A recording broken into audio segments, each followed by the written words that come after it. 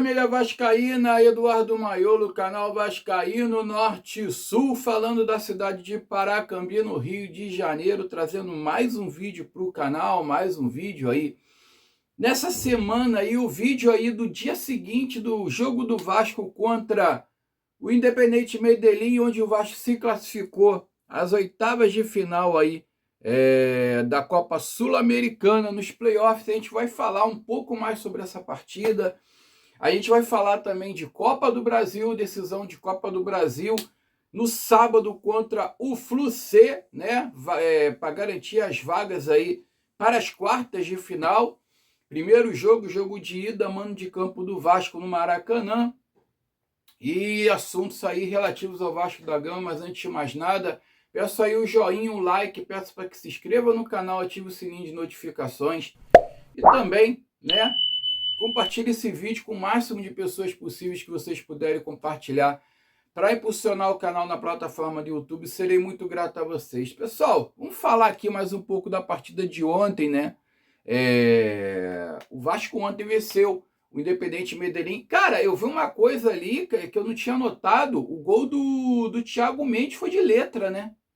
A bola veio a assistência do Paulo Henrique, eu acertei que a assistência foi do Paulo Henrique, né? E a bola veio descaindo. Quando a bola descaiu aqui assim, o Thiago Mendes, ele puxou a bola meio que de letra, assim, golaço, cara. Foi um golaço. Jogou ali no canto esquerdo do goleiro. O goleiro nada pôde fazer. Um gol ali chorado no final que garantiu a classificação do Vasco às oitavas de final da Copa Sul-Americana, né? Que poderia estava indo para pênalti, na verdade. E, cara, só que é o seguinte, agora o Vasco pega o Olímpia do Paraguai, não vai ter vida fácil, tá? Se o Vasco não jogar mais bola do que aquilo ali, o Vasco vai ficar pelo caminho. Se o Vasco não contratar, o Vasco vai ficar pelo caminho. Olha, tem mais uma coisa, tá? Santiago Sousa até agora nada, te continua negociando. O tal do Nelson de Ossa lá parece que também o negócio travou. E o que estão falando aí é que esbarra aí em condições financeiras. O Vasco não consegue garantir as condições financeiras para poder sacramentar as negociações, tá? Os jogadores continuam jogando pelos seus clubes e nada acontece, cara, nada acontece. Estão especulando aí um monte de zagueiros aí também.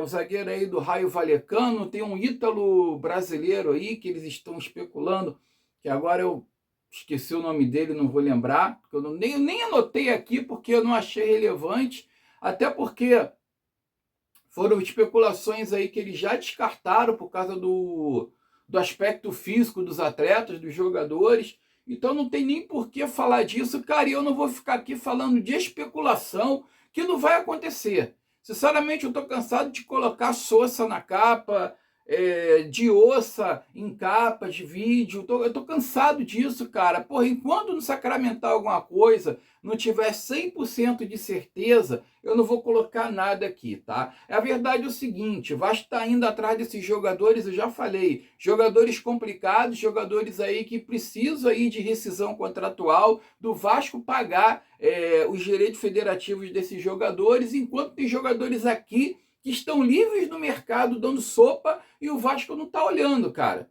Zé Rafael, tem aquele lá que já foi também do Mirassol, esqueci o nome dele, eu citei o nome dele aqui também, sabe? Tem N opções aqui, tem esse tal de Bosquila do Operário que foi oferecido, que não é caro, que é o meia, tá? Então tem N opções aqui que o Vasco pode optar para encorpar esse elenco, para contratar para esse elenco, e o Vasco não faz. E olha só, deixa eu falar uma coisa para vocês, tá?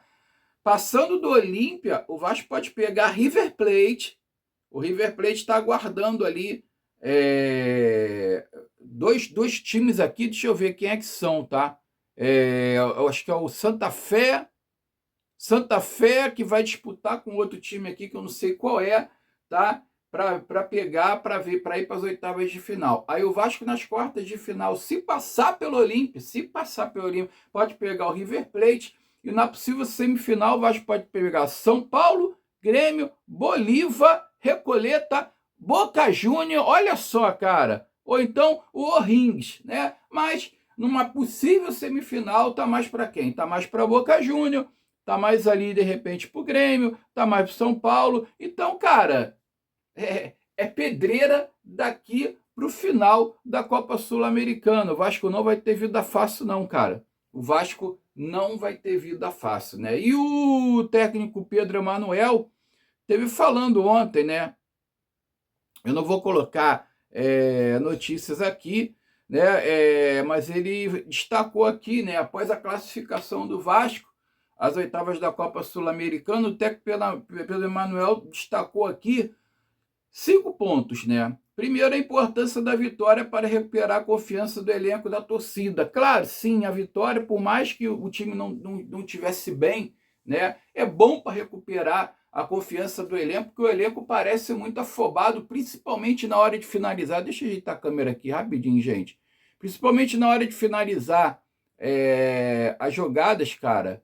Na hora de concluir as jogadas ali e traduzir, né? Tudo aquilo que está sendo criado em gols, né, que é o mais importante, o Vasco tem tido muito problema, cara. O Vasco tem tido problemas demais ali. O time é afoito, a bola parece que queima no pé, sabe? O jogador quer se desfazer rápido da bola e não é assim. Outro ponto que ele destacou é a entrega e o comprometimento dos jogadores durante 90 minutos, ressaltando que a equipe mostrou equilíbrio, competitividade. Realmente o Vasco pelo menos se doou um pouco mais ontem, né? Diferente das outras partidas, por exemplo, contra o Vitória, que foi horroroso, né? E também pontuou que o time ainda está em evolução e tem margem para crescer, mas a classificação fortalece o trabalho da comissão técnica, né? Realmente, o técnico está, acho que é a terceira partida, ou quarta partida, se eu não me engano, perdeu para Vitória, empatou com o Mirassol, né? E agora, a quarta partida empatou com Independente Medellín, venceu agora. Então é a quarta partida do técnico, uma vitória, uma derrota e 2 empates, né? O apoio da torcida de São Januário é considerado fundamental para empurrar a equipe rumo à vaga. Realmente o Vasco é muito forte dentro de São Januário, não tem sido tanto assim, né? Porque tem tropeçado muito. E que o foco agora é manter a evolução e buscar melhores resultados também no Campeonato Brasileiro, principalmente, né, cara? Principalmente por isso que eu falo. O Vasco da Sul-Americana eu não sei se vai ter vida longa não, tá? Até porque o brasileiro é muito mais importante. Deixa eu só trazer aqui uma notícia aqui, cara, triste, né? Devido os fortes ventos de ontem, né? Um muro em Santa Teresa desmoronou com a ventania que deu e caiu sobre o carro aí do ex-jogador Tássio, cara, que que foi cria do São Cristóvão, jogou pelo Botafogo, tá? O time mais conhecido que ele jogou. Ele passou por 27 clubes ao longo da carreira dele, jogou pelo Volta Redonda, tô botando a foto dele aí, tá? Bragantino, jogou pelo Mirassol, jogou pelo Figueirense também, tá? O ex-atacante aí, ele estava passando, ele tinha 41 anos, né? E o muro desmoronou, cara, na hora que ele estava passando ali com o carro dele, e os ventos chegaram aí a 90 quilômetros por hora, tá? E infelizmente o muro lá em Santa Teresa desmoronou em cima do carro dele e o ex-atacante veio a óbito, cara. Infelizmente, uma nota aqui lamentável, uma nota triste, né? Cara, que coisa, né, cara? Para você ver como é que a gente não sabe dia de amanhã, né, cara? Basta estar vivo, né? A vida é um sopro, infelizmente. A gente pode partir, porra, por causa de uma coisa, por causa de nada, cara. Olha, gente, o Jair deu uma declaração, falou que tá de olho no jogo contra o Fluminense, tá? Falou que quer jogar, que quer colaborar, uma vez que o Thiago Mendes é desfalque para a partida contra o Fluminense no sábado, marcada às 17h30. E o Jair falou que ele não está nas condições físicas deles ideais e tudo, mas ele quer jogar 40 minutos, 45, 70, ou o que for, assim, o importante é que ele quer ajudar de alguma forma, e a condição física ele vai adquirir jogo a jogo, tá? Mas que ele não quer ficar de fora e que ele quer ajudar o grupo, ele está com vontade de ajudar o clube nesses momentos aí importantes aí que o Vasco tem que passar. Fica aí com esse vídeo do Jair aí na zona mista lá, que ele declarou a vontade de ajudar o Vasco da Gama aí no sábado contra o Fluminense. Daqui a pouco eu volto. Eu quero jogar, já conversei com o Mister, eu quero jogar, quero ajudar, independente de sair jogando, não sair jogando, jogar 10 minutos, 5 minutos, 15 minutos, 45, 90. Eu tô aqui para ajudar e espero estar contribuindo assim como foi hoje. E é claro que eu tenho que evoluir ainda fisicamente. É diferente tu estar treinando e é diferente tu ter uma sequência de uma evolução física, principalmente no jogo, né? Então acho que só o jogo vai me dar essa condição para estar aguentando os 90 minutos.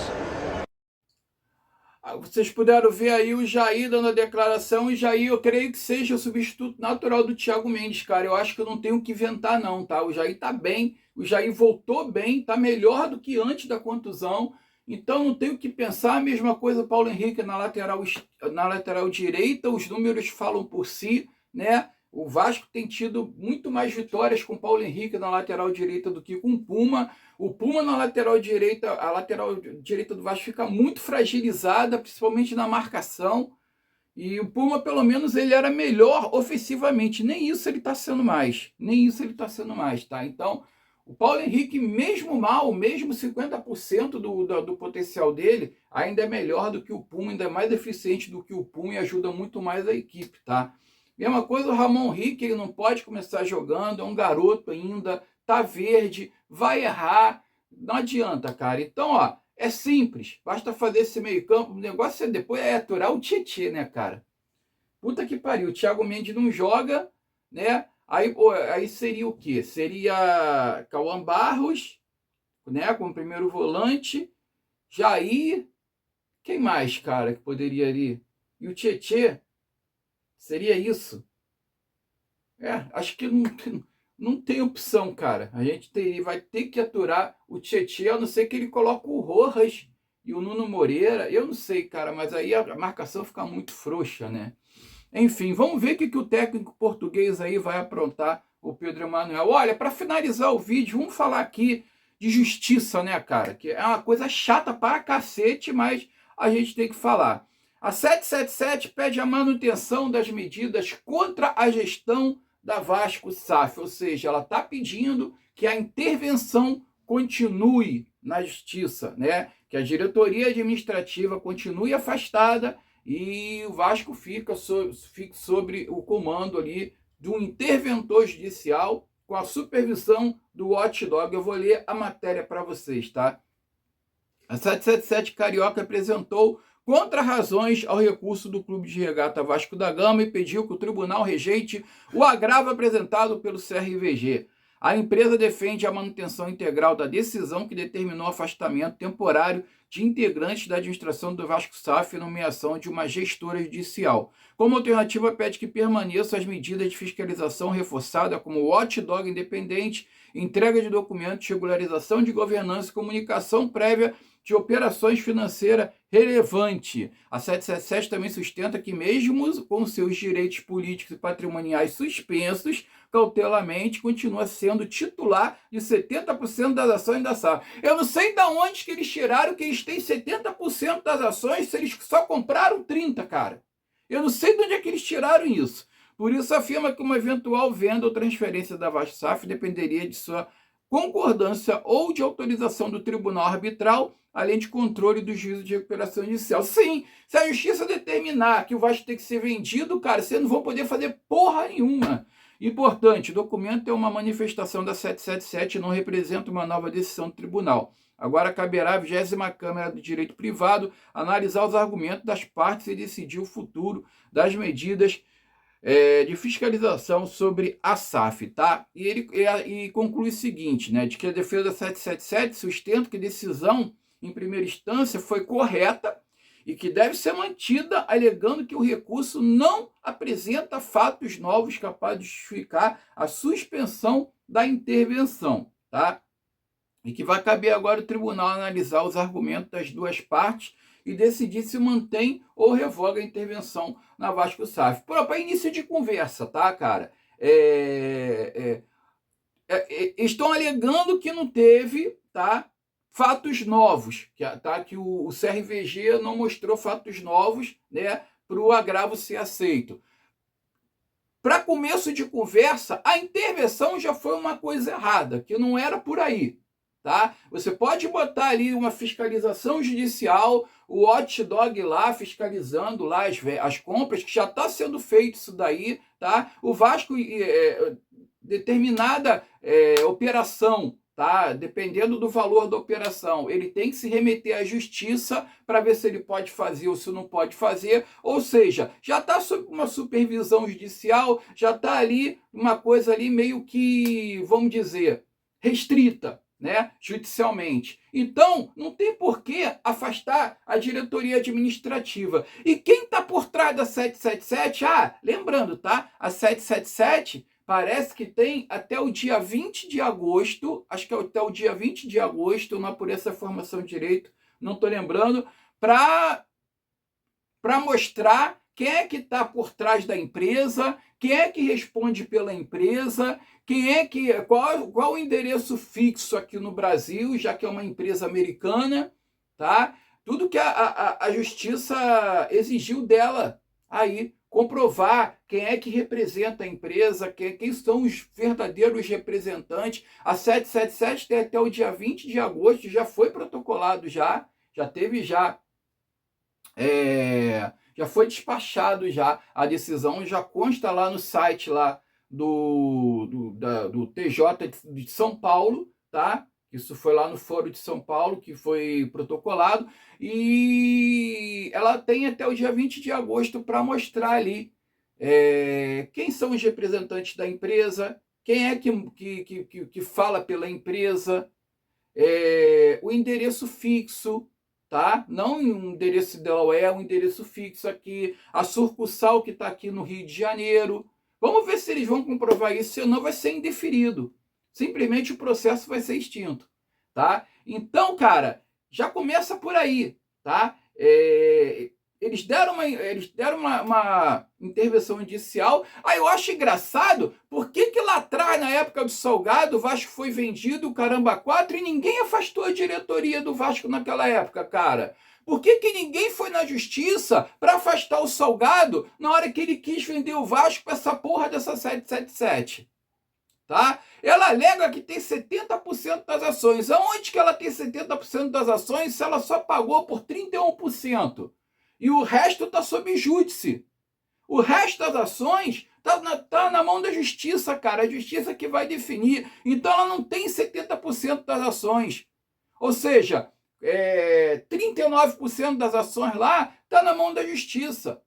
E 30% é do Vasco. Então não existe esse negócio aí de que ela tem 70% das ações. Tá? Isso aí é ela que está falando. Ninguém falou que ela tem, é ela que diz. E ela acha que ela tem que manter a intervenção, que a justiça tem que manter a intervenção. Cara, é tudo manobra política. Por isso que eu falo para vocês, cara, quem é contra a venda do Vasco tem que pensar o seguinte, tá? As pessoas que são contra a venda e as pessoas que estão por trás da 777 para afastar a diretoria atual para o Vasco não ser vendido, não tá querendo o bem do Vasco, cara. Eles estão com medo de perder o controle do clube. É só isso. E quem está por trás da 777 são políticos. São pessoas da política de dentro do próprio Vasco da Gama, cara. São pessoas de oposição política de dentro do próprio Vasco da Gama. Não estou aqui defendendo o Pedrinho, não estou aqui defendendo a gestão do Pedrinho. A gestão é horrorosa, a gestão é horrível, a gestão deixa a desejar, a gestão é inconsequente, tá? Eu reconheço tudo isso. Não estou aqui defendendo o Pedrinho, não. Mas a maneira que eles estão fazendo não está ajudando em nada. O Vasco está nessa celeuma aí da contratação do Diossa por causa dessa intervenção judicial. Tá? As negociações foram paralisadas no primeiro momento por causa dessa intervenção judicial.